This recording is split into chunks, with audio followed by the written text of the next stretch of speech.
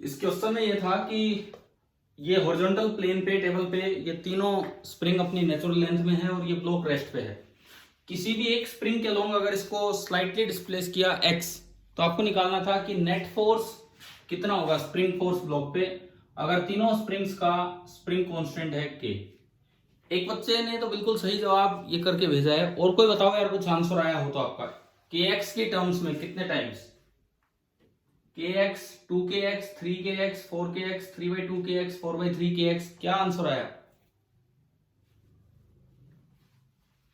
देखो आपको क्या करना था, इसको x डिस्प्लेस करना था। भाई एक बच्चे ने बिल्कुल सही जवाब दे रखा है इसका। अब जो मैं आपसे पूछ रहा हूं बाकी भी कोई आंसर दीजिए। अच्छा चलो, अंशुल, अंशुल ये बताओ ट्राई किया है कि नहीं, बस इतना बता दो। क्वेश्चन ट्राई किया आपने अंशुल? Yes sir. कुछ आंसर आया है तो वो बोलो, कुछ भी आंसर निकल के आया है। सर देखना है। चलो देखो अब इधर सुनो। मान लो मैंने इसको x ऊपर की तरफ डिस्प्लेस किया। ऊपर नीचे आप कहीं भी कर सकते हो, उससे फर्क ही नहीं पड़ता। एक स्प्रिंग के अलोंग करना है, चाहे इधर करो चाहे इधर करो, उससे फर्क नहीं पड़ता है। सपोज आपने इसको x डिस्प्लेस किया तो इस स्प्रिंग ने तो वापस की तरफ नीचे धक्का मारा होगा kx, नीचे की तरफ धक्का मारा होगा, नीचे नहीं मतलब इस साइड धक्का मारा होगा kx। लेकिन कल हमने एक चीज सीखी थी कि अगर ये इस डायरेक्शन में x गया तो उसका इस डायरेक्शन में क्या कंपोनेंट होगा और इस डायरेक्शन में क्या कंपोनेंट होगा वो निकालना था। अगर आपने इसको x लिया तो इस x का कंपोनेंट इस डायरेक्शन में क्या होगा परपेंडिकुलर डाल के, तो ये देखना था, वो तो इसमें एक्सटेंशन हो जाएगा। और इस x का कंपोनेंट इस डायरेक्शन में क्या होगा परपेंडिकुलर डाल के ये देखना था, वो इधर की तरफ कंपोनेंट हो जाएगा। कल वाला याद है 90 डिग्री वाला कैसे बताया था, वो 90 डिग्री और 45 डिग्री वाला? हाँ भाई वो क्वेश्चन ध्यान है क्या? तो अगर मैं इसको x चलाऊं तो x का ये कंपोनेंट कितना होगा और x का ये कंपोनेंट कितना होगा, ये बात थी। पहले तो ये तरीका बताओ, क्या ये समझ में आ रहा है कि नहीं, कैसे देख रहे हैं हम? देखो जिस भी डायरेक्शन में आप x ले गए ठीक है, अब उस x का कंपोनेंट कर लो अलोंग द बाकी टू स्ट्रिंग्स, अलोंग द बाकी टू स्प्रिंग्स, जो रिमेनिंग स्प्रिंग्स हैं उसके अलोंग। तो x डिस्प्लेसमेंट आपने यूं किया, x डिस्प्लेसमेंट तो हुआ इस स्प्रिंग के अलोंग, तो इस डायरेक्शन में कितना डिस्प्लेसमेंट होगा एक तो ये देखना है हमें, और एक इस डायरेक्शन में कितना डिस्प्लेसमेंट होगा ये देखना है हमें। अगर ये x है, ये वाली है स्प्रिंग इधर और ये वाली है स्प्रिंग इधर, मान लो ये spring number 1, this is spring number 2 and this is spring number 3, तो ये तो होगी स्प्रिंग नंबर क्या? एंट्री नहीं मिल रही थी, कितना काम करवा दे फिर बता दो। कुछ नहीं, यहीं से स्टार्ट किया हमने, जस्ट ये क्वेश्चन बनाया था। और ये क्वेश्चन आप बताओ आपका इसका कुछ आंसर आया हो तो कल 120 डिग्री वाले का? सर मेरा आ गया था। नहीं मैं अभी जो आए हैं ना जिनको अभी एंट्री मिली है मैंने उनसे पूछा है, मैं कुछ ऑप्शंस लिख रहा हूं।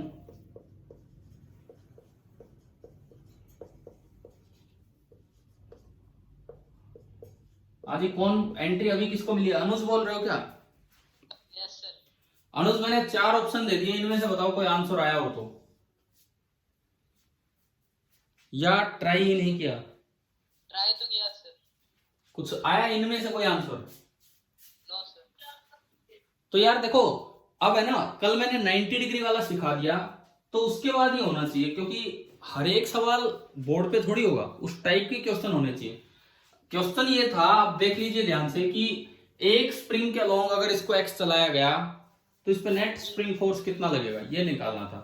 तो मैंने जब इसको एक स्प्रिंग के अलोंग x चलाया तो आपको ये देखना था कि उस x का कंपोनेंट बाकी दो स्प्रिंग की डायरेक्शन में कितना है, ये देखना था आपको कि एक स्प्रिंग के अलोंग अगर x चलाया तो बाकी दो स्प्रिंग के अलोंग उसका कंपोनेंट कितना है।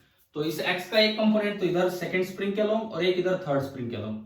अच्छा एंगल देखो, ये पूरा 120 डिग्री है तो ये आधा 60 डिग्री हो गया, और ये 60 डिग्री तो ये भी 60 डिग्री, तो x का इधर कंपोनेंट आ जाएगा x cos 60। इधर कितना आएगा, इधर कितना आएगा, इधर बोलो, सर यही आ जाएगा। यही आएगा। यूं मत कर देना एक साइड कोस दूसरी साइड साइन, वो तब होता है कि दोनों 90 डिग्री पे, 90 डिग्री पे नहीं है ये। ऐसे ही आप इधर देखोगे ये 60 तो ये भी 60, तो x का ये वाला कंपोनेंट भी बनेगा x cos 60 डिग्री। cos 60 होता है 1/2, यानी कि x/2 एंड x/2। इसका मतलब हुआ क्या है, देखो ये स्प्रिंग तो x दबी है, ये स्प्रिंग x/2 खिंची है, और ये स्प्रिंग भी x/2 खिंची है। इस तरह का काम है। तो अब अगर इसको डिस्प्लेस करने के बाद नेट फोर्स ऑन ब्लॉक देखा जाए, तो जो स्प्रिंग दबी है x, वो तो अपोजिट डायरेक्शन में धक्का मारेगी, कितना k इंटू एक्स। जो स्प्रिंग खिंची है x/2, उधर ये देखो ये स्प्रिंग नंबर 2 है, ये खिंची है x/2, तो ये अपनी साइड खींचेगी, वापस खींचेगी, लेकिन इसका फोर्स कम होगा, और कितना होगा k इंटू x/2। ऐसे ही जो तीसरी स्प्रिंग ये इधर खींची है x/2, तो ये वापस पुल करेगी अपनी तरफ, और कितना पुल करेगी k इंटू x/2।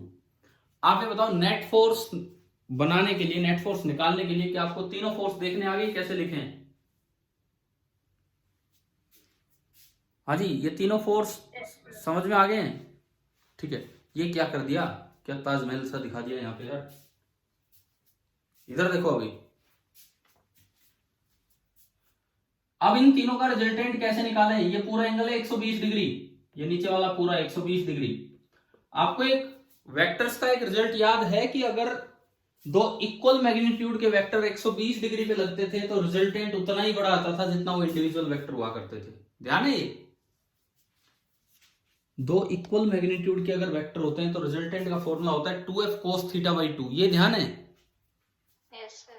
तो 2 इंटू एफ मतलब ये इंटू कोस ऑफ θ/2 60 डिग्री, 120 का आधा, कोस 60 होता 1/2, तो 2 से 2 कैंसिल हो गया। तो जो इसका इक्विवेलेंट बना वो ये बना कि एक तो kx नीचे लग ही रहा था, और एक इन दोनों का रिजल्टेंट भी नीचे की तरफ ही आएगा, और इतना ही आएगा जितने ये दोनों हैं, kx/2। तो अब आप देखो, आपने ऊपर डिस्प्लेस किया x, तो नेट फोर्स नीचे आया इन दोनों का सम 3/2 kx। यही आपको निकालना था, यही करने के लिए मैंने कल सवाल दिया था। मतलब अगर सीरीज या पैरेलल कॉम्बिनेशन दिखे जब तो k इक्विवेलेंट डायरेक्ट निकालो, k1 plus k2 plus k3 parallel में, या 1/k करके सीरीज में। परंतु और कोई अरेंजमेंट दिखे तो आपको ज्योमेट्रिकली जाना होगा। मैंने दो सवाल करवा दिए, एक 90 डिग्री वाला, एक 120 डिग्री वाला। अभी बताओ क्या ये इस टाइप की प्रॉब्लम समझ में आ गई है कि नहीं? तो इसका आंसर आ गया 3/2 kx। अब मुझे बताओ, क्या किसी और बच्चे का ये आंसर आया था कल? एक पूजा का तो आया था, उन्होंने तो हमें भेज भी दिया था वो सोल्व करके। क्या और किसी बच्चे का आंसर आया था? नहीं। बाकी पूजा आप काफी अच्छा चल रहे हो, बिकॉज आप लगभग क्वेश्चन सही करके भेज रहे हो। पिछले 2-3 दिन से जो हम देख रहे हैं, बहुत अच्छे तरीके से आप सोल्व कर रहे हो। बाकी लोग भी थोड़ा इंटरेस्ट लो इस काम में, कि जो काम होमवर्क दिया जा रहा है वो कैसे हो। अच्छा ये तो बता दो, अभी समझ में आ गया कि नहीं, या आप भी कोई डाउट है इसमें?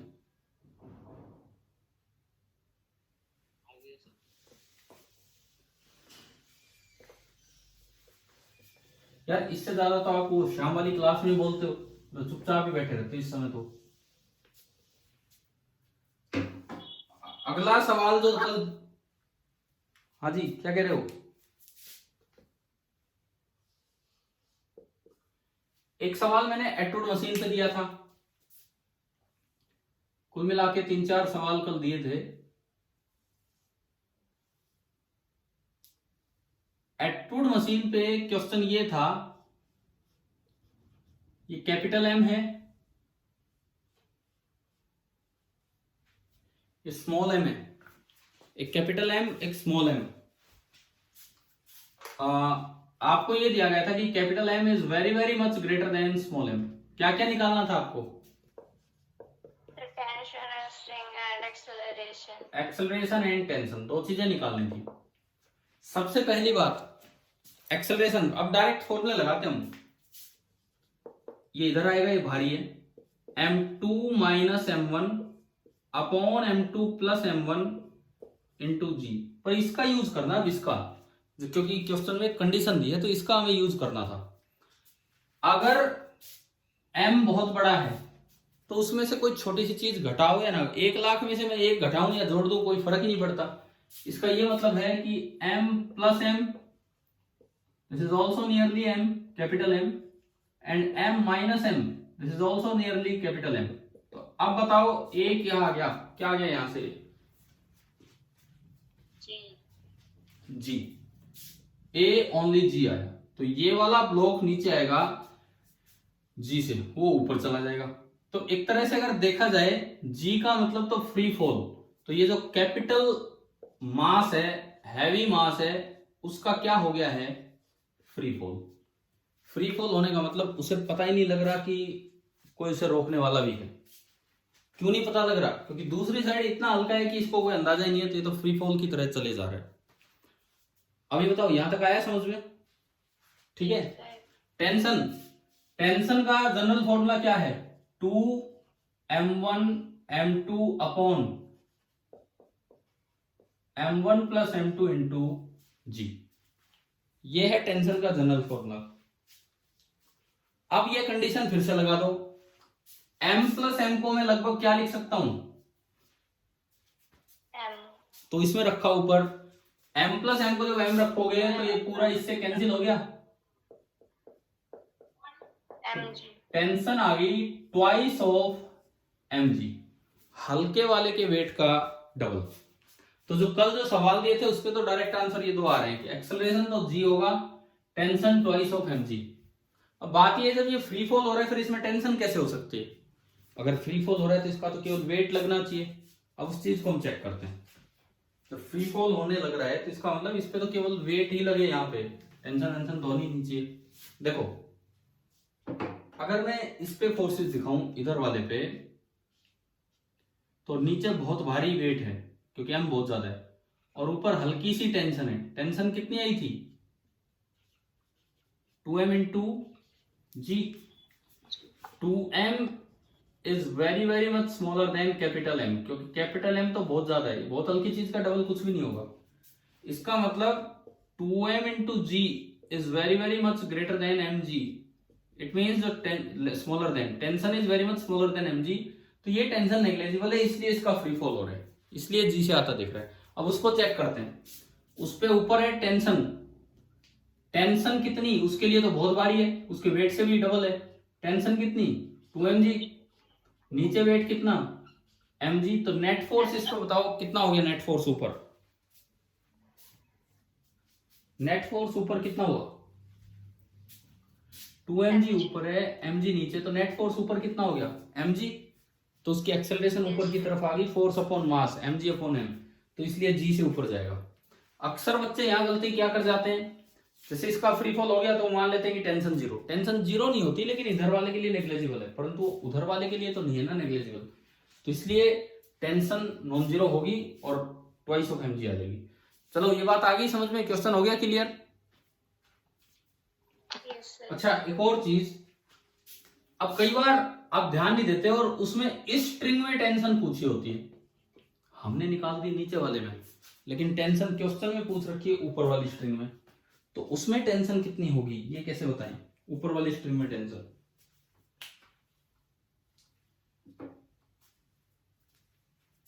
आप पुली का एफबीडी बनाएं, पुली पे ऊपर टेंशन है टी डैश मान लो। करवाया है पहले मैंने जब इक्विवेलेंट मास वाला कॉन्सेप्ट सिखाया था, करवाया था उस समय पुली में, एटूड में। Yes sir. हाँ तो ये देखो इस रस्सी में टेंशन है 2mg, तो इधर भी फोर्स 2mg, इधर भी फोर्स 2mg, पुली रेस्ट पे है और मासलेस भी होती है, तो T dash is equal to 2m कितना हो गया? 4m into g. ये आपका आ गया 4m इंटू जी। और आप इसको डायरेक्ट भी लिख सकते थे, कैसे? हम जानते हैं कि यहां जो टेंशन होती है that is equal to 4 times mu into g. ये पढ़ाया हुआ है कि नहीं पहले इक्विवेलेंट मास से? इसका इक्विवेलेंट सिस्टम 4 म्यू होता है। म्यू होता है रिड्यूस्ड मास। अब रिड्यूस्ड मास होगा capital M into small m upon m plus m, है ना, m1 m2 upon m1 plus m2। और m प्लस m को आप लगभग क्या लिख सकते हो? Capital M। तो ये इससे कैंसिल हो गया, तो म्यू m, म्यू की जगह m रखा, तो टेंशन देखो ऊपर कितनी है 4 mg। 4 मतलब ऊपर वाली टेंशन, एक तो तरीका है आप पहले नीचे वाली टेंशन निकालो फिर ऊपर वाली, एक तरीका है कि डायरेक्ट रिड्यूस्ड मास के कॉन्सेप्ट से ऊपर वाली टेंशन भी आप निकाल सकते थे। तो अभी बताओ, क्या ये एक्ट्रूड मशीन का ये हल्के भारी वाला सवाल आ गया समझ में? Yes sir. ठीक है, Yes, sir. और क्या सवाल दिया था बताओ कल करने के लिए? सर एक ब्लॉक रखा हुआ था वेज पे। हाँ वो तो मुझे ध्यान है, उससे पहले कोई और था? वो तो लास्ट क्वेश्चन था। No sir. और एक्ट्रूड मशीन इन लिफ्ट वाले के प्रूफ तो आपके हो ही गए होंगे। एक्ट्रूड मशीन इन लिफ्ट वाले के प्रूफ तो आपने कर ही लिए होंगे। एक सवाल ये दिया था, एक ब्लॉक रखा था है ना, ऐसे लिया होगा शायद हमने, या उधर की तरफ मुंह था, बता दो मैं वैसा ही बना दूंगा। कैसे ही बना लो सर। ठीक है, इससे कोई फर्क नहीं पड़ता है। ये इसका मास कैपिटल एम था और इसका मास था स्मॉल एम। इसको छोड़ दिया गया था, सारी सरफेसेज स्मूथ थी और इसको चलने के लिए छोड़ दिया गया था। तो हमने कहा था कि ये तो आगे चला, शायद इसकी एक्सेलरेशन कितनी बोली थी हमने? ए नॉट। ये तो थी विद रिस्पेक्ट टू ग्राउंड और इसकी एक्सेलरेशन थी ए, ये थी विद रिस्पेक्ट टू वेज। क्या पूछा था भाई इस सवाल में बताओ? Sir A upon a not. आपको ए अपॉन ए नॉट निकालना था इन तीनों की टर्म्स में। Point a upon a naught in terms of small m, capital M and theta. Pooja आपने कर बिल्कुल सही रखा था, लेकिन थोड़ा बड़ा चला गया आपका क्वेश्चन, है ना? आपने देखा होगा 2 पेज में जा रहा है। क्या आपका ये आंसर आया था ना पूजा, आपने भेजा था अभी, a by a naught is equal to m plus M upon M cos theta. Yes sir. ठीक है, बिल्कुल सही किया आपने भाई। पहली बात, किसी और बच्चे का ये आंसर आया है कि नहीं आया है? ये वाला क्वेश्चन, इसका ये आंसर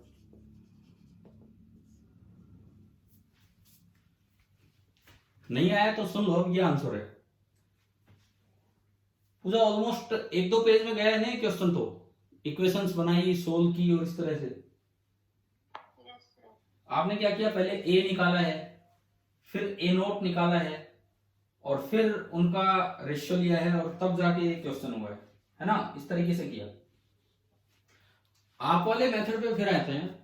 मैंने कल एक अल्टरनेट मेथड भी बताया था, चलो मैं पहले इनका मेथड बता देता हूँ। दोनों मेथड करवा रहा हूं मैं, दोनों के दोनों मेथड ही मैं करवा रहा हूं यहाँ पे, किस तरह से होगा। देखिए सॉल्यूशन,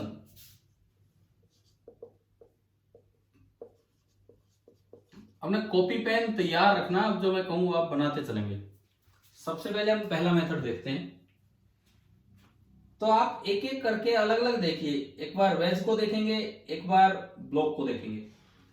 पहले मैं ब्लॉक को देख रहा हूं क्योंकि ब्लॉक की एक्सेलरेशन मुझे वेज के रेस्पेक्ट में पता है।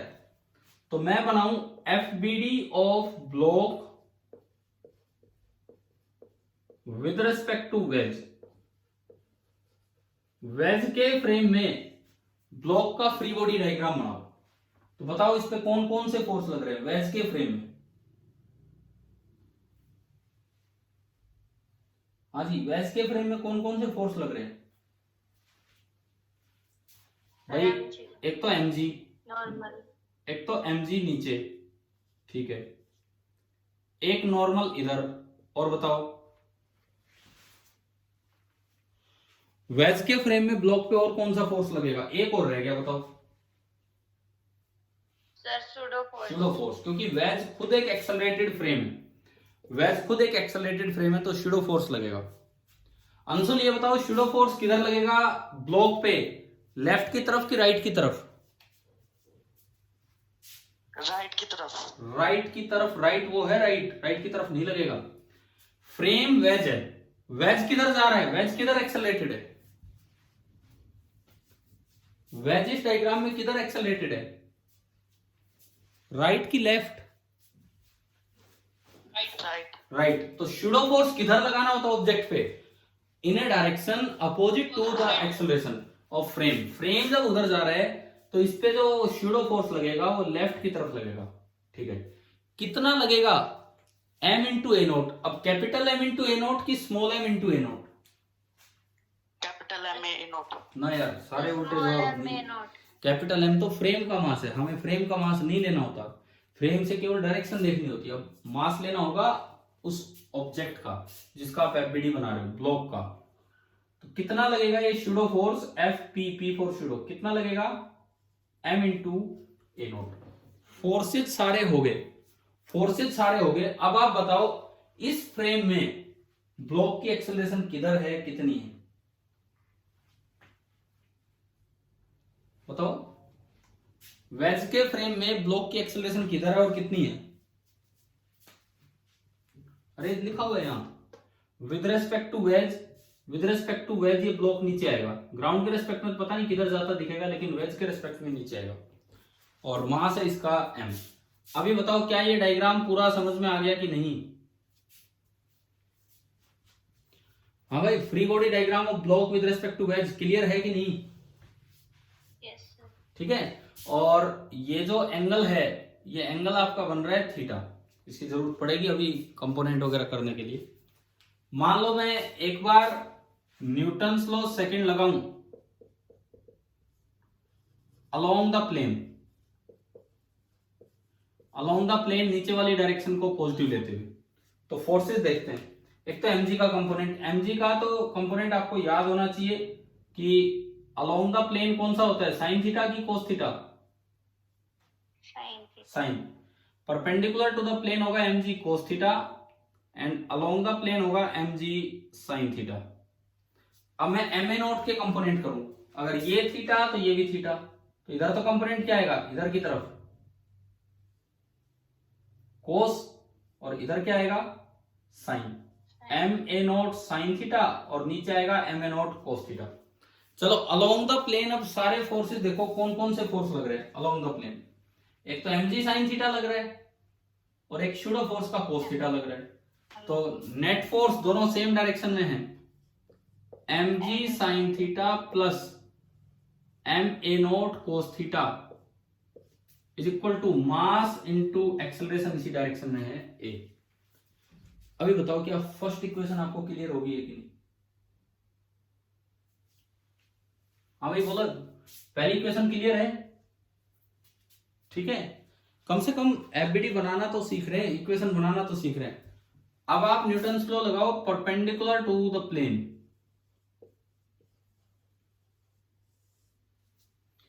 Newton second law perpendicular to the plane, ये लगाओ।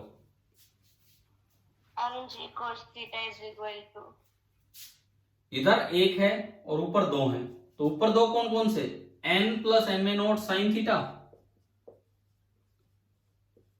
और इस डायरेक्शन में तो फोर्स बैलेंस होने, क्योंकि इधर एक्सेलरेशन का कोई कंपोनेंट नहीं है, तो मैंने केवल फोर्स बैलेंस कर दिया equal to mg cos theta. पहले आप ये बताओ कि आपको कौन सा फोर्स है? n कौन सा फोर्स होता है, n कौन सा फोर्स होता है, नॉर्मल रिएक्शन जो वेज ने ब्लॉक पे लगाया, बदले में ब्लॉक ने वेज पे लगाया होगा नीचे। आप पहले ये बताओ कि आप ब्लॉक तक का काम समझ में आ गया कि नहीं, ब्लॉक का डायग्राम, उसकी इक्वेशंस, ये सब? ठीक है। मैंने ये विद रेस्पेक्ट टू वेज क्यों बनाया, क्योंकि मुझे ब्लॉक की acceleration with respect to ground दे ही नहीं रखी। क्वेश्चन में दिया है कि ब्लॉक नीचे उतर रहा है, लेकिन ये विद रेस्पेक्ट टू वेज इधर उतर रहा है, ग्राउंड के रेस्पेक्ट में तो पता नहीं किधर उतरता है दिखेगा। ठीक है, तो ये आपका हो गया पहला काम। अब आप बनाए एफबीडी ऑफ वेज, वेज का एफबीडी बनवाओ कि भाई क्या होगा। पहले हम पहला मेथड पूरा कर रहे हैं। अब वेज की एक्सेलरेशन ग्राउंड के रेस्पेक्ट में पता है, तो आप एफबीडी ऑफ वेज बनाए, एफबीडी ऑफ वेज बनाए with respect to ground, ground के रेस्पेक्ट में बनाए एफबीडी ऑफ वेज। तो वेज पे देखो, एक तो नीचे लग रहा होगा mg, एक ग्राउंड का नॉर्मल रिएक्शन में उसे एंडेस बोल देता हूं। एक और फोर्स रह गया, बताओ कौन सा, एक और फोर्स रह गया वेज पे, ब्लॉक का नॉर्मल रिएक्शन। जब उस पे उधर n लगा तो बदले में इस पे भी इधर n लगेगा। और ये एंगल है थीटा। मैं अगर इसकी लाइन को आगे बढ़ाऊं, जरूरत पड़ेगी, तो ये एंगल है थीटा। अच्छा, ये विद रेस्पेक्ट टू ग्राउंड है, तो क्या कोई शूडो फोर्स लगाना पड़ेगा? No, sir. नहीं लगाना पड़ेगा। ग्राउंड के रेस्पेक्ट में इसकी एक्सेलरेशन शायद हमने ए नॉट मानी थी क्वेश्चन में, तो ये आगे बढ़ रहा है ए नॉट एक्सेलरेशन के साथ ही आगे बढ़ रहा है। तो इस पे 3 फोर्स लग रहे हैं और इसकी एक्सेलरेशन आगे की तरफ हमने बना दी ए नॉट। इस पे जो इक्वेशंस बनाए वो हॉरिजॉन्टली और वर्टिकली बन जाएगी। तो आप सारे कंपोनेंट हॉरिजॉन्टली और वर्टिकली कर दो। देखो ये है ही हॉरिजॉन्टल, ये है ही वर्टिकल, तो एक टेढ़ा बचा है, इस एन के टुकड़े कर दो। ये थीटा, ये 90, तो ये 90 माइनस थीटा, तो अगेन ये थीटा, तो ये 90 माइनस थीटा। तो एन का थीटा वाली साइड कंपोनेंट क्या आएगा बताएं? एन का वर्टिकली कंपोनेंट क्या आएगा? N cos theta. N cos theta. तो एन का इधर की तरफ जो कंपोनेंट आएगा that will be N cos theta, and N का आगे की तरफ जो कंपोनेंट आएगा that will be N sine theta, और इसका मास है कैपिटल एम। 2 इक्वेशन इसकी बना दो, क्योंकि इसकी एक्सेलरेशन आगे की तरफ है, क्योंकि इसकी एक्सेलरेशन आगे की तरफ है, तो आप वर्टिकली तो फोर्स बैलेंस कर दो। पहले हॉरिजॉन्टली देखो, हॉरिजॉन्टली बताओ इस पे क्या इक्वेशन बनेगी? न्यूटन सेकंड लॉ की हॉरिजॉन्टल इक्वेशन। नेट फोर्स बताइए इस पे क्या लग रहा है horizontally? N sin theta. N sine theta, एक ही फोर्स है, तो N sine theta is equal to mass into acceleration, equation number 3। अब आप बताओ वर्टिकली क्या इक्वेशन बनेगी? वर्टिकली केवल फोर्स बैलेंस करने, वर्टिकली क्या इक्वेशन बनेगी? Mg हाँ, ये इसके बराबर हो जाएंगे, minus N naught. mg plus N cos theta is equal to N dash, equation number 4। अभी आप बताओ कि आपको 4 इक्वेशंस कैसे बनाई। ये इसलिए इंपॉर्टेंट काम था क्योंकि एफबीडी बनाना, इक्वेशन बनाना वो भी हम सीख रहे हैं इनसे। क्या चारों इक्वेशन यहां तक समझ में आ गई हैं कि नहीं? ठीक है। Yes. अब मुझे ए नोट और ए निकालना है, फिर उनका रेशियो आएगा। चौथी इक्वेशन को तो अवॉइड करो क्योंकि इसमें एक नया वेरिएबल बढ़ गया। कौन सा वेरिएबल बढ़ गया चौथी इक्वेशन में? N dash. क्या फायदा, उसको हटाओ। अब ये 3 इक्वेशन है, फर्स्ट सेकंड थर्ड। हम एक काम कर सकते हैं, इससे एन की वैल्यू निकाल के और इसमें पुट कर सकते हैं, तो उससे ए नोट आ जाएगा। ए नोट एक बार में ही आ रहा है। अभी करो, आप करो यार, पूजा ने तो किया था काम, बाकी आप एक काम कीजिए। अभी इक्वेशन थर्ड से एन की वैल्यू कितनी आ रही है? इक्वेशन थर्ड से एन की value M a naught upon sine theta. तो ये एन आप यहां पुट कर दो, मैं लिख दूं इसी में मिटा के, सोल्व करना है। अभी एन आपने अवॉइड किया, एन को एलिमिनेट कर दिया और एन की जगह लिख दिया m a naught upon sine theta plus m a naught sine theta बराबर m g into cos theta. Capital M और स्मॉल एम का ध्यान रखना, कहां कैपिटल है कहां स्मॉल है। और यहां से आप ए नोट निकालिए, ए नोट जल्दी बोलो, फिर मैं बोलूंगा आगे। Mg sin theta cos theta upon capital M plus small m sin square theta. हाँ देखते हैं, सुनो। आपने एलसीएम लिया, आपने एलसीएम लिया साइन थीटा, तो एम ए नोट यहां तो कैपिटल एम ए नोट है और ये स्क्वायर बन जाएगा। मैं यही कर देता हूं, मैंने इसका एलसीएम लिया, साइन थीटा नीचे लिखा और ये स्क्वायर हो गया क्योंकि नहीं था। इस साइन थीटा को मैं उधर मल्टीप्लाई करने भेज रहा हूं, तो ये साइन थीटा उधर गया मल्टीप्लाई होने, कोस थीटा साइन थीटा।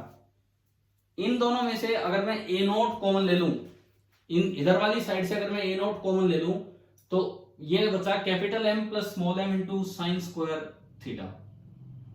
आगे होगा ना समझ में क्या बना है? और उसको जब नीचे भेजेंगे तो ये इधर आएगा capital M plus small M into sine square of theta. तो आपके पास वैल्यू आई ए नोट की। कैसे सोल्व किया इक्वेशन बनाने के बाद? क्या ये समझ में आ गया कि नहीं? बताओ ए नोट कैसे कैलकुलेट किया? हाँ भाई, इक्वेशन कैसे सोल्व की? इक्वेशन थर्ड से एन की वैल्यू निकाल के सेकंड में पुट की, ए नोट आ गया। क्या सभी को क्लियर है? क्या ये सभी को क्लियर है? ए नोट कैसे निकाला? Yes, sir. ठीक है पूजा, आपका यही आया था ना ए नोट? ठीक है ठीक Yes, है। sir. अब ए कैसे निकालें? ए नोट आ गया तो इक्वेशन 1 से ए कैसे निकालें?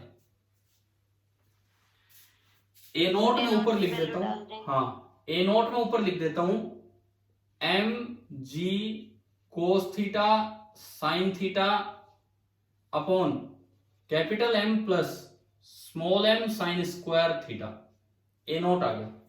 अब अगर ए चाहिए तो इक्वेशन 1 में आप ए नोट पुट कर लीजिए, उससे ए आ जाएगा। इक्वेशन 1 में आप ए नोट पुट कीजिए, उससे ए आएगा। देखते हैं अब इक्वेशन 1 थोड़ी सी मिट गई है। क्या थी इक्वेशन 1? इक्वेशन 1 हमने लिखी थी इधर की तरफ शायद एम ही था बस, है ना भाई? यही तो इक्वेशन बनाई थी अभी इस पे अलोंग द प्लेन।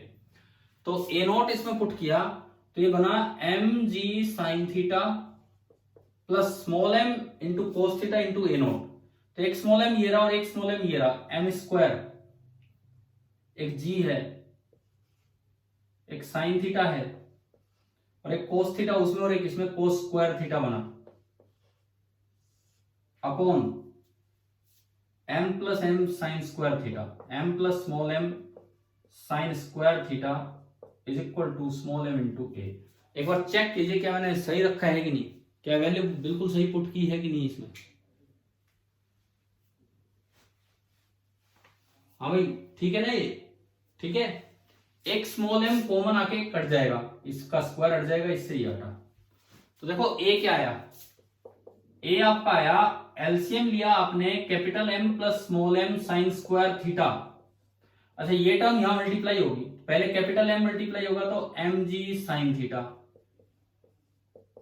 फिर ये पूरी term m sine square theta इससे मल्टीप्लाई होगी तो ये बना m sine square into sine, sine cube theta into g, और प्लस यहां से बन रहा है एम जी sine theta cos square theta. यह है। अब आप ये बताओ ऊपर न्यूमरेटर में जो अगली दो टर्म्स है इनमें से क्या क्या कॉमन आ रहा है? न्यूमरेटर की अगली दो टर्म्स में से क्या क्या कॉमन आया बोलिए? Capital A is equal to M ji sine theta plus क्या क्या कॉमन आ रहा है इन दोनों में से? एक स्मॉल एम कॉमन आ रहा है, एक जी कॉमन आ रहा है और एक साइन थीटा कॉमन आ रहा है। बताओ क्या बचा अंदर? क्या बचेगा उसमें ये कॉमन लेने के बाद? Sign square theta plus cos square, sign square theta plus cos square theta, जो आप सभी जानते हैं कि 1 होता है, और नीचे है capital M plus small M sine square theta. तो ये मेरे पास ए आ गया। अगर मैं ए को देखूं, ए इज इक्वल टू, ये तो 1 हो गया, एम जी साइन थीटा और कैपिटल एम जी sine theta, g sine theta common लिया और ये बचा capital M plus small m upon capital M plus small M sine square theta. अब मेरे पास एक ए नोट है जो ऊपर रखा हुआ है, लिखा हुआ है, एक ए है। क्या निकालना था आपको? किसकी value? A by A naught. तो जब आप इन दोनों को डिवाइड करोगे, जब आप इन दोनों को डिवाइड करोगे तो ए बाई ए नोट, ये पूरा पूरा डिनोमिनेटर कैंसिल हो गया, इवन जी साइन थीटा भी कैंसिल हो गया। तो ए में तो बचा एम प्लस एम और उसमें ए नोट में बचा एम कोस थीटा। ये आपका आंसर है। अब बताओ क्या ये इतना बढ़ा गया, ये समझ में आया कि नहीं आया? यस सर, उस आपने यही मेथड किया था ना शायद इसी तरीके से। यस ठीक है। हाँ भाई अब उठ जाओ अगर नींद आ गई हो तो, क्योंकि अब मैं थोड़ा ठीक सा मेथड बताऊंगा जिसमें इतना बड़ा नहीं जाना था ये सवाल। क्योंकि अगर ऑब्जेक्टिव टाइप पेपर है तो इतनी देर लगेगी एक सवाल में, अगर बाई चांस कुछ एक में लग सकती है बट वो फिर नुकसान ही देता हमें। तो इससे बच्चा क्या होता है, इसको छोड़ के भी चल पड़ता आगे। लेकिन ये सवाल अगर पेपर में आएगा तो इसलिए नहीं आएगा कि आप इस तरीके से करते। कल हमने एक चीज पढ़ी थी कि आप अलग अलग एक्सेलरेशन वाले ऑब्जेक्ट्स को भी सिस्टम में शामिल कर सकते हैं एफबीडी बनाने के लिए। यस सर, ठीक है, तो उससे देखते हैं हम, उससे देखते हैं मेथड नंबर 2।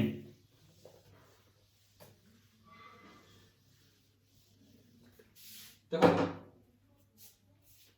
हम इसका सेकंड मेथड अभी देख रहे हैं कि कैसे ये सिंप्लीफाई होगा। ये इधर की तरफ जा रहा है ए नॉट एक्सेलरेशन से, और इसके रिस्पेक्ट में ए से इधर आ रहा है। आपने सिस्टम माना दोनों को, capital M plus small M को, और फ्रेम मान लिया ग्राउंड। तो अब मैं इसका एफबीडी बनाऊं। इंटरनल फोर्स नहीं दिखाने होते, आपको याद होना चाहिए इक्वेशन थी एफ एक्सटर्नल बराबर m1a1 प्लस m2a2, है ना, वेक्टर फॉर्म में ये वाली इक्वेशन थी आपकी। Yes. ठीक है, तो m और m के बीच का इंटरनल तो लेना नहीं। अब देखो ये सवाल कैसे जल्दी कैसे सॉल्व होता है, आप उस पर ध्यान देंगे आप। ये कैपिटल एम है और ये स्मॉल एम है, ये स्मॉल एम है, ये कैपिटल एम है। आपस का नॉर्मल रिएक्शन नहीं दिखाना है, वो इंटरनल फोर्स है। दोनों पे एक तो लगेगा वेट नीचे, कैपिटल एम जी, इस पे small M G. Capital M पे एक लग रहा है ग्राउंड का नॉर्मल रिएक्शन, वो तो एक्सटर्नल फोर्स है, इंटरनल नहीं है, क्योंकि ग्राउंड सिस्टम में शामिल नहीं है।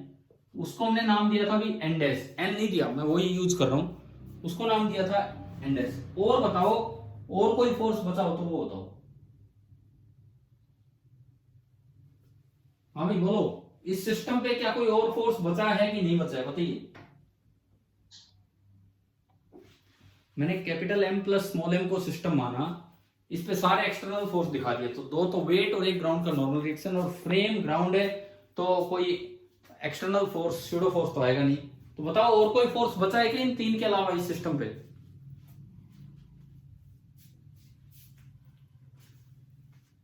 बताइए, अब सोच लिया होगा इतना टाइम, क्या इस m प्लस एम पे कोई और फोर्स बचा है एक्स्ट्रा एक्सटर्नल? कोई नहीं बचा है ना, कोई शूडो फोर्स लगना है क्योंकि फ्रेम ग्राउंड है। अब आप आओ एक्सेलरेशन पे, एक्सेलरेशन लिखनी है विद रेस्पेक्ट टू ग्राउंड। तो एक बार ये बताओ, ये कैपिटल एम की एक्सेलरेशन तो किधर है with respect to ground?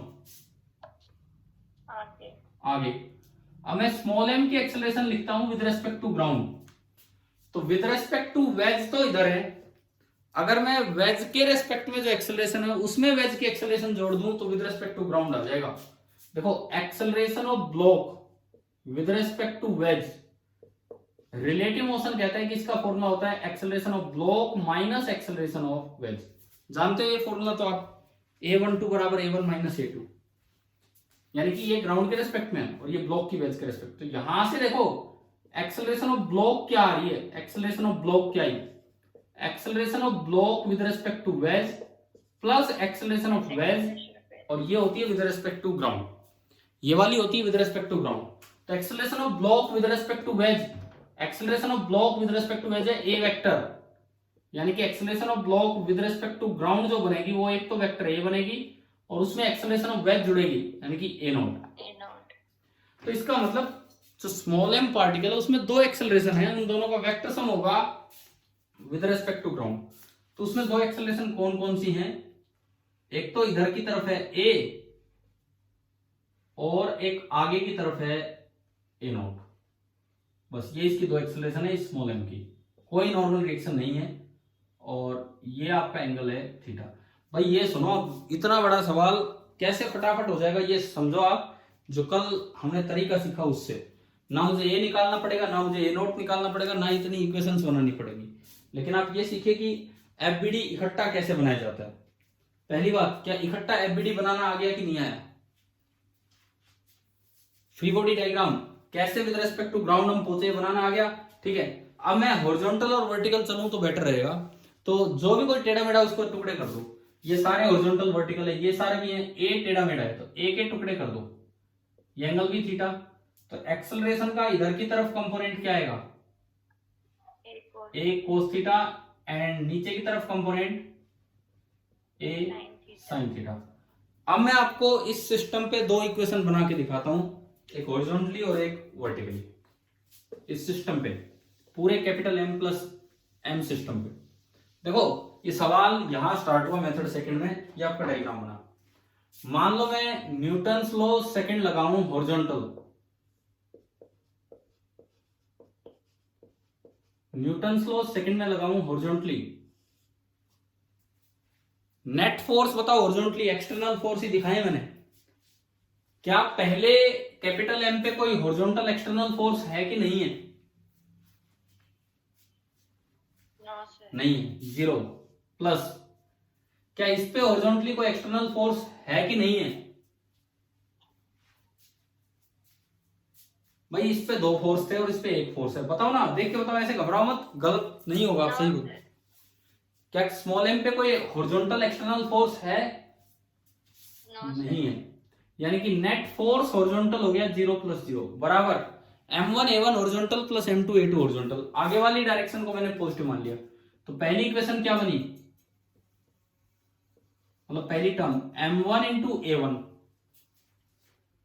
Plus second term क्या बनी, second term small m into a2। a2 बोलो आगे की तरफ पॉजिटिव मानते हुए, केवल हॉरिजॉन्टल एक्सेलरेशन बताओ कितनी है इसकी, इन दोनों को देखो, minus a note minus a cos theta. आप बताइए क्या ये इक्वेशन एक बार में आपको लिखनी आ गई है कि नहीं? ना इस पे कोई हॉरिजॉन्टल फोर्स था ना उस पे कोई हॉरिजॉन्टल फोर्स था, तो नेट हॉरिजॉन्टल एक्सटर्नल फोर्स था 0 बराबर m1a1 इसकी आगे वाली एक्सेलरेशन ले ली और m2a2 इसकी आगे वाली एक्सेलरेशन ले ली और पीछे जो है वो नेगेटिव। अब देखिए न्यूटन्स लॉ इकट्ठा लगाना आ गया एक साथ इस सिस्टम पे। अब अगर मैं इसको थोड़ा सिंप्लीफाई करूं तो 0 is equal to m a naught plus m a naught, दोनों में से a naught common, m plus m minus m a cos theta, यहां से आया a naught into m plus m equal to m a cos theta. आपको किसकी value निकालनी थी? a upon a naught. तो ए नॉट को उधर भेज दो, तो ए अपॉन ए नॉट आ गया capital M plus M upon M cos theta. क्या यही आंसर आया था अभी थोड़ी देर पहले? Yes sir. वो कितना बड़ा मेथड था, 4 इक्वेशंस बनी थी, फिर उनको सिंप्लीफाई कर रहे थे, या 3 इक्वेशंस को सिंप्लीफाई किया था, अलग अलग ए नोट ए निकाला। क्या इससे एक सिंगल इक्वेशन से आंसर नहीं आ गया? Yes sir. ठीक है, तो जिनसे वो मेथड हो गया था वो भी बहुत अच्छी बात है, कम से कम आपको न्यूटन्स लॉ ये लगाने हैं। लेकिन अगर इकट्ठा बना पाओ न्यूटन्स लॉ की इक्वेशन तो बहुत ज्यादा बेटर होती है, जैसे इस सवाल में हुआ है। भैया बाकी बच्चे को जवाब दो, क्या बाकियों को ये मेथड आ गया है क्या समझ में, ये वाला सेकंड मेथड?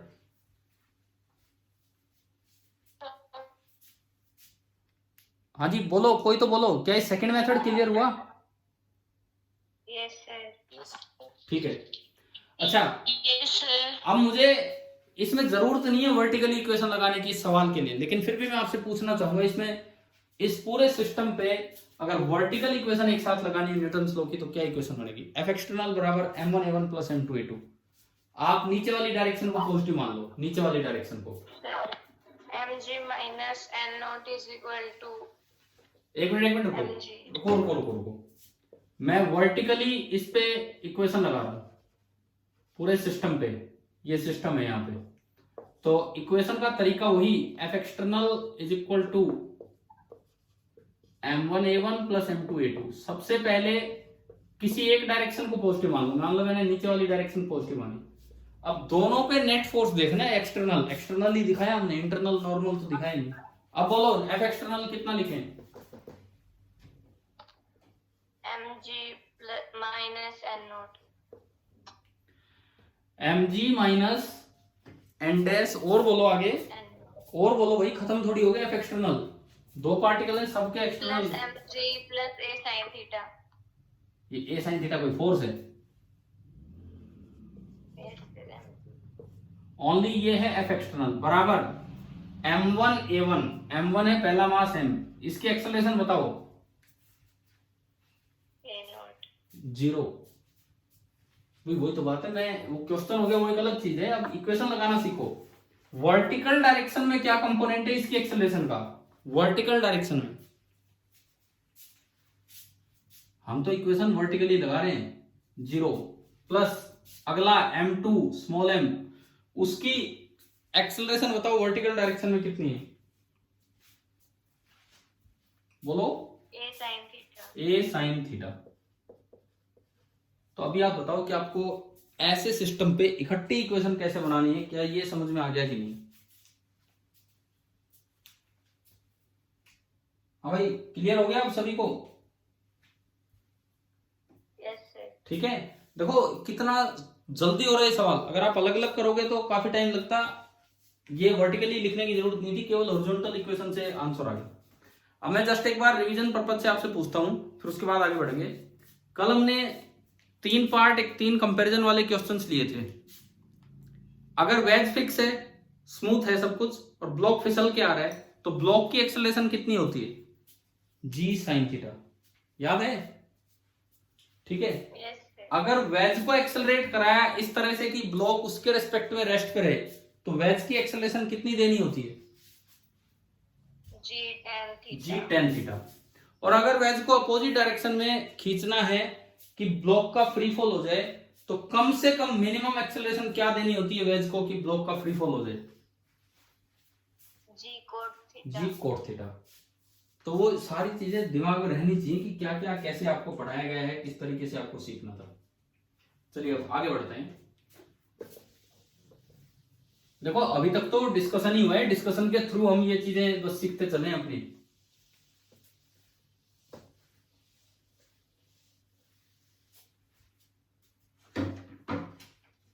अब इसके बाद अब हम अगला पार्ट पढ़ते हैं, वेइंग मशीन। वेइंग मशीन का क्या काम होता है पहले ये बताओ। हाँ जी, वेइंग मशीन का क्या काम होता है? वेइंग मशीन का हम उसमें अपना वेट देख सकते हैं।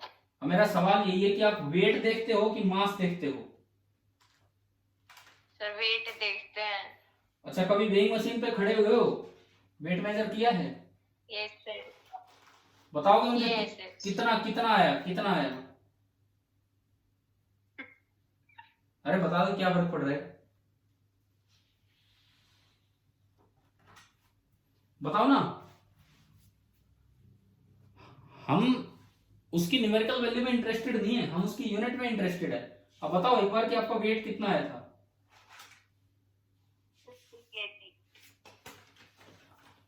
देखो आपने अपना वेट मेजर किया, एक बार फिर बोलेंगे कितना? मैं 50 सुन पा रहा हूं, 50 बोला है? केजी। 50 केजी।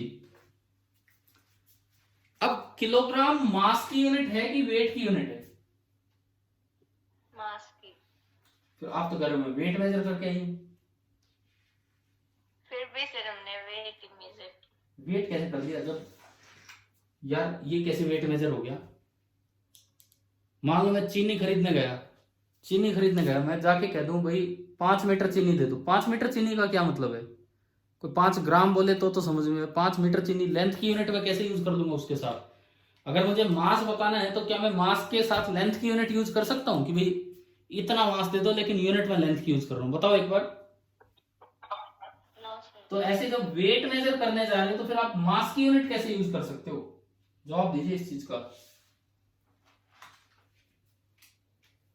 चलो और कोई बच्चा बताए, किसी ने तो वेट मेजर किया ही होगा। अनुज आपने कभी वेट मेजर किया अपना? Yes sir. वेइंग मशीन पे किया है कि किसमें, तराजू में तुले हो? हाँ जी, वेइंग मशीन पे। वेइंग मशीन पे कितना आया आपका वेट? कितना आया? 58। 58। आगे बोलो। यस जी। केजी। या फिर वही बात, अब वेट मेजर कर रहे हो कि मास मेजर कर रहे हो? तो मास मेजर किया, उसको 9.8 से मल्टीप्लाई कर दो। तो फिर उसको मास मशीन क्यों नहीं बोल रहे, वेट मशीन क्यों बोल रहे, वेइंग मशीन क्यों बोल रहे हैं? अगर मास मेजर करने वाली मशीन है तो फिर मास मशीन बोलना चाहिए। वेइंग मशीन बोलने का ही मतलब गलत है। मास एक बहुत अलग चीज है वेट से। और ट्रुथ तो ये है कि वो वेट, ट्रुथ तो यही है कि वो मास नहीं मेजर करती, वो वेट ही मेजर करती है। फिर ये केजी में क्या आ रहा है, यही तो चक्कर हमारी समझ से बाहर हो रहा है यहाँ पे। देखो दुनिया ज्यादा पढ़ी लिखी नहीं है ना। ओहो, ये थोड़ी मतलब है, मतलब न्यूटन में नहीं दे रहे तो इसलिए केजी में दे दिया। अरे न्यूटन में नहीं दे रहे तो डाइन में दे दो, किसी चीज में दे दो, लेकिन यूनिट तो वही रखो जो फोर्स की है। चलिए अब मैं कुछ चीजें स्टार्ट करता हूं। देखो वेट, पहली बात ये बताओ, क्या वेट एक फोर्स है या नहीं है? है सर। बिल्कुल है। वेट का मतलब ही होता है फोर्स ऑन द ऑब्जेक्ट। जो भी ऑब्जेक्ट है, आप है, हम है, कोई और ऑब्जेक्ट है, बाय अर्थ। कौन सा फोर्स? अर्थ तो नॉर्मल रिएक्शन भी लगाती है, ये कौन सा फोर्स? ग्रेविटी। ग्रेविटेशनल। अर्थ ने किसी ऑब्जेक्ट पे कितना ग्रेविटेशनल फोर्स लगाया, वो दरअसल होता है ऑब्जेक्ट का वेट। तो मैं वेइंग मशीन पे अभी चलूंगा, उससे पहले हम एक बार जिक्र कर लें यूनिट्स ऑफ फोर्स का। वेइंग मशीन पे चलने से पहले हम जिक्र कर लें यूनिट्स ऑफ फोर्स का।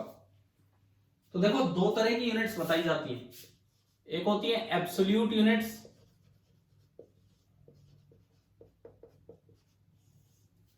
और एक को बोल देते हैं gravitational units.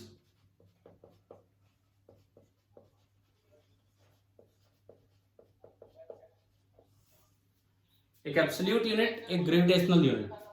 Gravitational unit practical unit होती है, जो हम ज्यादा आम आदमी जो यूज करता है वो ये है, साइंटिस्ट जो यूज करते हैं वो ये है एब्सोल्यूट यूनिट। अब हम एक एक करके देखते हैं। अगर मैं एब्सोल्यूट में एसआई और सीजीएस की बात करूं, एसआई यूनिट सीजीएस यूनिट, तो फोर्स की एसआई यूनिट होती है 1 न्यूटन। स्मॉल एन से लिखना है क्योंकि ये साइंटिस्ट का नाम है, और सिंबल क्या होगा? Capital N. सीजीएस यूनिट क्या होती है इसकी? डायन। डाइन, कैसा नाम है यार, डाइन। डाइन। अब इसमें इसका सिंबल क्या होता है डाइन का?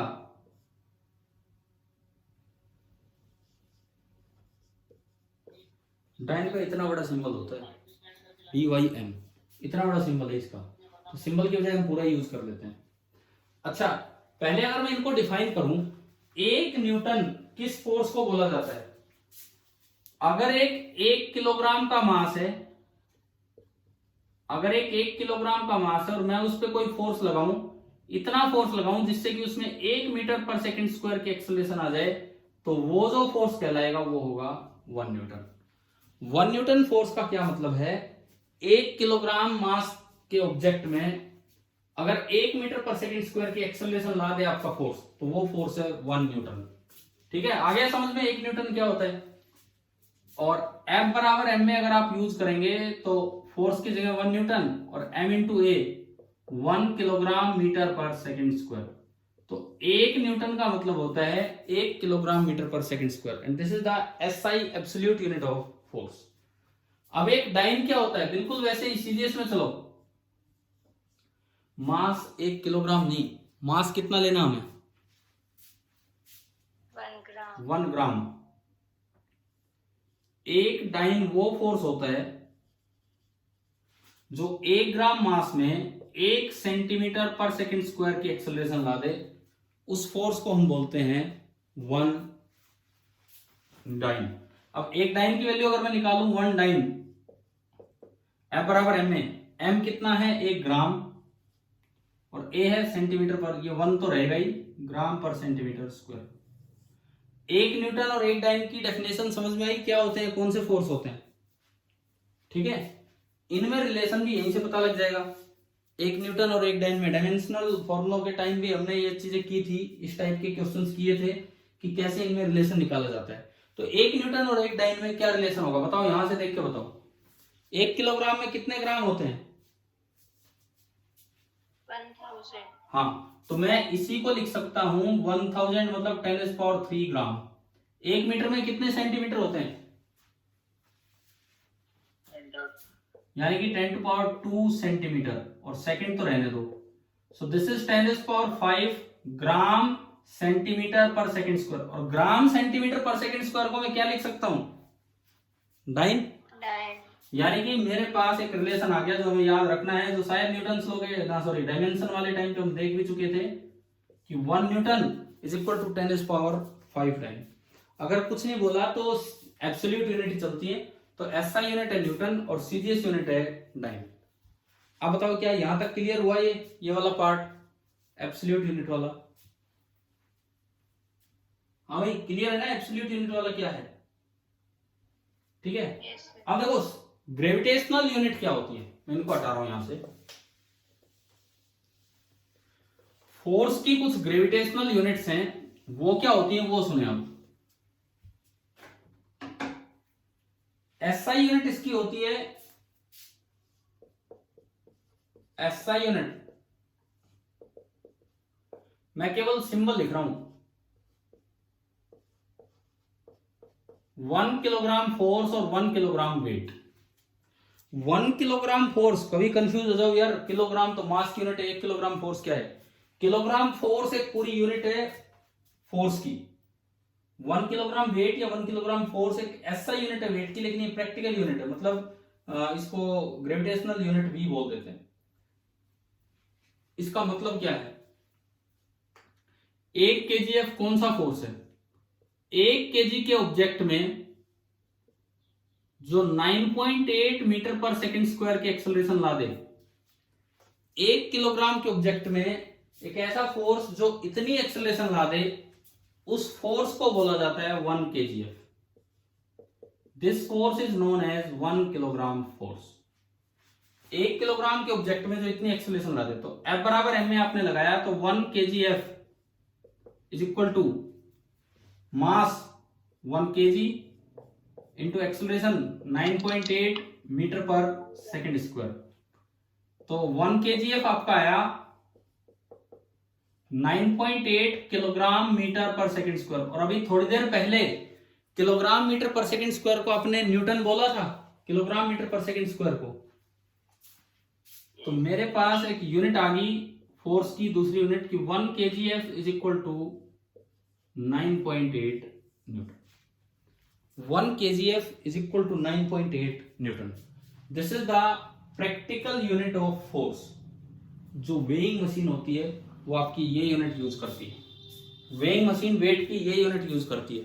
अब वो रीडिंग बाहर सबके थी केजी आ जाए, लेकिन वो केजी नहीं, केजी में तो हो ही नहीं सकता, वेट फोर्स है, वो फोर्स तो फोर्स की यूनिट में होगा, तो केजी नहीं, दरअसल वो क्या होता है? केजीएफ। अब कोई बच्चा अगर उसकी रीडिंग आई 50 केजी, तो इसका मतलब उसका वेट 50 केजी नहीं, उसका वेट है 50 केजीएफ। और 1 केजीएफ में कितने न्यूटन है? 9.8 न्यूटन। मतलब अगर किसी के वेट की रीडिंग आ रही है 50 केजी, पहली बात तो केजी नहीं, वो केजीएफ होती है। 1 केजीएफ में कितने न्यूटन? 9.8 Newton, nearly 10। तो आपका वेट 50 नहीं है, आपका वेट 50 नहीं है, आपका वेट कितना है एसआई में? अगर मैं बात करूं एब्सोल्यूट यूनिट में कितना है, कितना होगा? अगर कोई 50 बोल रहा है तो उसका वेट है कितना? 500 न्यूटन। पर भाई, पर 500 सुन के तो यार वैसे घबरा जाए, बोले इतना वेट कहां से हो गया। इसीलिए ऐसी यूनिट में देते हैं कि ताकि देखने वाले को भी बुरा ना लगे, सबको सही लगे, हमें 50 kgf है, इस तरह से। लेकिन वेइंग मशीन, अब बताओ, वेइंग मशीन मास रीड कर रही होती है कि वेट रीड कर रही होती है? वेट। किस यूनिट में? किलोग्राम में कि किलोग्राम फोर्स में? किलोग्राम फोर्स में। बस वो लिख के दे देते हैं बाहर किलोग्राम पर्ची पे, या दिखाते हैं किलोग्राम, ताकि कोई कंफ्यूज ना हो। और ऐसी ग्रेविटेशनल यूनिट में सीजीएस यूनिट और देख लो आप, ग्रेविटेशनल यूनिट में सीजीएस यूनिट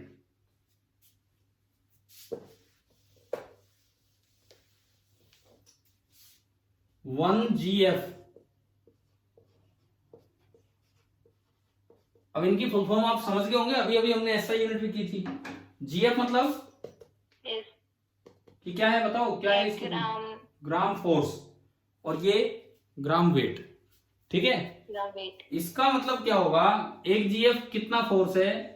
अगर 1 ग्राम का ऑब्जेक्ट है और इस पे कोई फोर्स लग रहा है 1 जीएफ,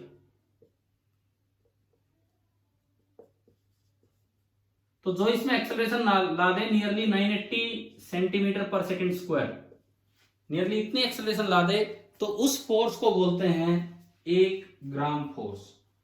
और अगर आप यहां से F बराबर m में लगाओगे तो 1 ग्राम फोर्स वो आ जाएगा 980 dyne. 1 gram force is equal to 980 dyne. आप खुद लगा के देख लेना, और gram centimetre per second square को डाइन लिख देना, तो यहां से 1 ग्राम फोर्स आ जाएगा 980 डाइन। तो अभी ये बताओ क्या यूनिट्स ऑफ फोर्स आपको क्लियर हुए कि नहीं? क्या होता है यूनिट्स ऑफ फोर्स? ठीक है। अब देखो, वेइंग मशीन पे मैं अभी आऊंगा। वेइंग मशीन पे आने से पहले मैंने यूनिट्स ऑफ फोर्स बताया। अब हमारा वजन अभी देखेंगे बाद में। दो तरह के बैलेंस होते हैं ऑब्जेक्ट्स के मास या वेट मेजर करने के लिए, बैलेंसेज या स्केल। एक होता है बीम बैलेंस,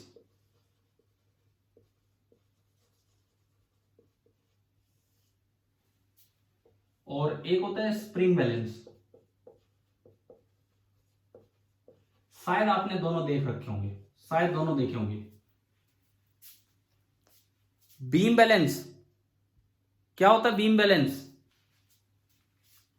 बीम बैलेंस की हिंदी क्या होती है? तराजू। तराजू देखा है? Yes sir. तराजू में एक साइड कंपेयर करके फिर दूसरी साइड का मास या वेट जो भी आप मेजर करते हो वो निकाला जाता है। ठीक है, तराजू में कुछ इस तरह का अरेंजमेंट रहता है, इधर भी कुछ रहेगा, इधर भी कुछ रहेगा, और उसको फिर बैलेंस किया जाता है। होता है ना इसी तरह का। ठीक है, एक साइड आप नॉन वेट रखते हो जो आपको पता होता है, और एक साइड आप अननोन ऑब्जेक्ट रखते हो। दुकानों पे तराजू पहले तो, बल्कि आजकल तो इलेक्ट्रॉनिक होने लग गए, पहले तो वो ढंग से बाट वगैरह रख के देखते थे। आजकल तो आपने देखा होगा इलेक्ट्रॉनिक रीडिंग आ जाती है कितना है कितना नहीं, लेकिन पहले वो एग्जैक्ट हुआ करता था। स्प्रिंग बैलेंस क्या होता है? स्प्रिंग बैलेंस जैसे स्प्रिंग में दिख जाता है। हाँ, कोई ये कबाड़ी वगैरह जैसे जो आते हैं वो अपने साथ एक इस तरह का बैलेंस लिए रखते हैं, वेट देखना होता है तो उसको यूं उठा लेते हैं और उसमें दिख जाता है कि वो कितनी रीडिंग है। ये आपका होता है स्प्रिंग बैलेंस। इनमें से एक चीज मास मेजर करता है और एक चीज वेट। आप बताओ कौन सी चीज तो मास मेजर करती है और कौन सी वेट? तो बीम बैलेंस मास मेजर करेगा। हाँ, बीम बैलेंस हमेशा मास मेजर करेगा, कारण वो एक कंपैरिजन है। अगर इधर 5 kg रख दिया, इधर 5 kg रख दिया तो बैलेंस तभी होगा जब उधर 5 kg हो। वेट फर्क ही नहीं पड़ रहा। आप कहीं चले जाओ, आप स्पेस में चले जाओ, धरती के अंदर चले जाओ, वेट पे कोई फर्क पड़ भी गया इस पे, उतना ही फर्क उसके वेट पे पड़ेगा, लेकिन बैलेंस तभी होगा जब दोनों साइड मास 5 kg हो। यानी कि वेट पे अगर एक के वेट पे कोई फर्क पड़ा तो उतना ही दूसरे के वेट पे भी फर्क पड़ेगा। बैलेंस तभी होगा जब दोनों का मास बराबर हो 5 kg। यानी कि जो बीम बैलेंस होता है वो आपका क्या मेजर करता है? मास।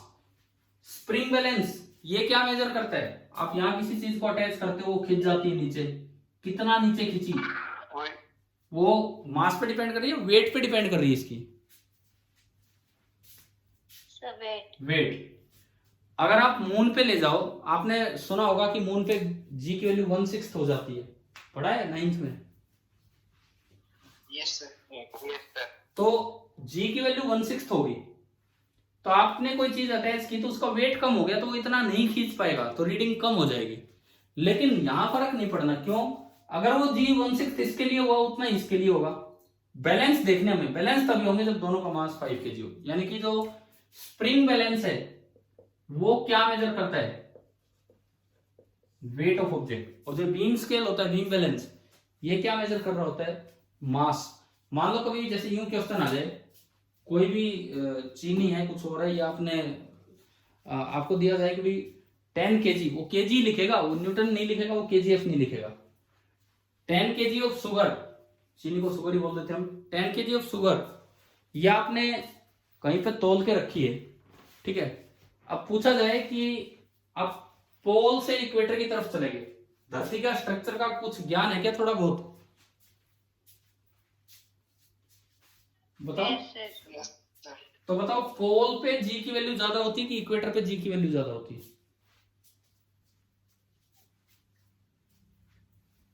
नहीं पता तो मैं बता देता हूँ। पोल पे जी की वैल्यू ज्यादा होती है, पोल पे कम नहीं होती, पोल पे ज्यादा होती है। पोल पे रेडियस कम होता है, जी की वैल्यू ज्यादा होती है। ये हम आगे ग्रेविटेशन वाले चैप्टर में पढ़ेंगे। सुनो, पोल पे जी की वैल्यू ज्यादा होती है और इक्वेटर पे जी की वैल्यू कम होती है। एक 5 किलोग्राम चीनी आपने पोल पे मेजर की, दोबारा आप उतना ही वो चीनी का जो अमाउंट है दोबारा मेजर कर रहे हो इक्वेटर पे, तो बताओ रीडिंग सेम मिलेगी, कम मिलेगी, ज्यादा मिलेगी? ये क्वेश्चन है। आपने 5 किलोग्राम शुगर पोल पे मेजर की, उसके बाद आप उसी अमाउंट को दोबारा से उसी मैटर को दोबारा से इक्वेटर पे मेजर कर रहे हो, आपसे पूछा गया है बताओ रीडिंग ज्यादा मिलेगी, कम मिलेगी, सेम मिलेगी। तो पहली बात तो डिपेंड करेगा कि आपने मेजर करने के लिए वहां इक्वेटर पे क्या यूज किया है, बीम बैलेंस यूज किया है या स्प्रिंग बैलेंस। अगर मान लो आप बीम बैलेंस यूज करते हो पोल और इक्वेटर पे, तो बताओ रीडिंग में कोई फर्क आएगा या नहीं आएगा? हाँ, नो सर। रीडिंग सेम मिलेगी क्योंकि मास तो चेंज वही नहीं है ना। अगर आपने बीम बैलेंस यूज किया, चाहे आप पोल पे मेजर कर लो चाहे इक्वेटर पे, वेट ही कम हुआ होगा, उतना इसका भी कम हो गया उतना इसका भी, लेकिन रहेगी वो 5 किलोग्राम ही, तो सेम रीडिंग दिखाएगा। और अगर आपने स्प्रिंग बैलेंस यूज किया है, स्प्रिंग स्केल यूज किया है, तो बताओ इक्वेटर पे जाओगे तो रीडिंग कम होगी कि ज्यादा होगी या सेम रहेगी? कम होगी। हाँ, इक्वेटर पे जी की वैल्यू कम होती है, एक्सेलरेशन ड्यू टू ग्रेविटी की वैल्यू कम होती है, तो इसलिए वेट वहां पे कम दिखेगा उस चीज का, तो वहां पे आप नुकसान में रह जाओगे। अगर उस चीज को मतलब अगर कोई पोल से कोई चीज खरीद के और इक्वेटर पे बेचने चला है, तो उसे स्प्रिंग बैलेंस कभी यूज नहीं करना चाहिए, नहीं तो नुकसान में रह जाएगा। वो चीज वहां तो हल्की हो जाएगी, अब क्या बेच के आओगे। हाँ, अगर बीम बैलेंस यूज किया है तो कोई दिक्कत ही नहीं होगी। तो अभी बताओ ये तो थे और चीजों के लिए, मतलब हमारे अलावा अपना वेट, हम अपनी बात नहीं कर रहे, अपने अलावा ऑब्जेक्ट्स का वेट देखने के लिए तो हमने 2 तरह के स्केल पढ़ लिए, बीम स्केल और स्प्रिंग स्केल।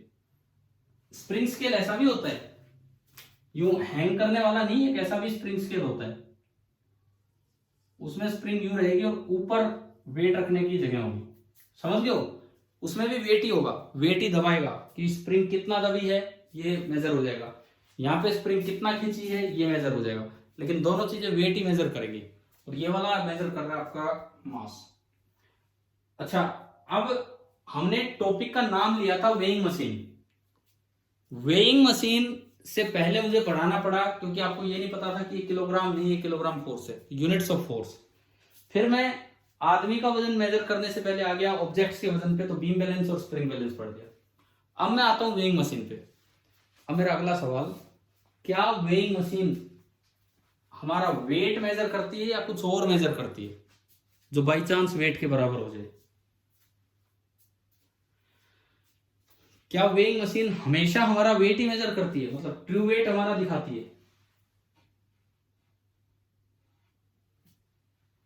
सवाल आ गया समझ में क्या पूछा मैंने? अब मैं बात ये कर रहा हूं कि जो वेइंग मशीन होती है, does it measure the true weight of a man और समथिंग एल्स?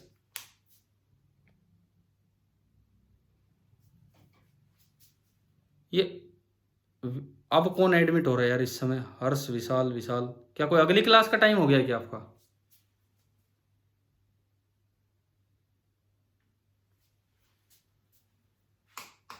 हाँ जी बोलो।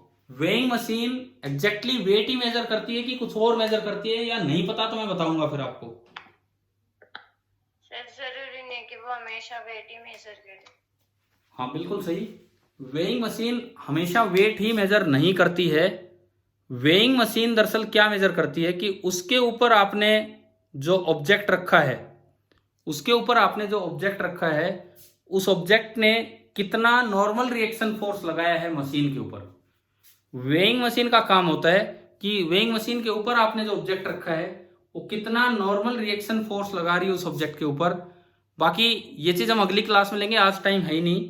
तो आज मैंने यहां तक जो पढ़ाया वो आपको समझ में आ गया होगा। खासकर वो जो एक लास्ट क्वेश्चन था कल वाला, वह 2 तरीके से देखा तो वो बड़ा क्लियर हो जाना चाहिए। ठीक है भाई, आगे फिर बाद में बात करते हैं। Thank you.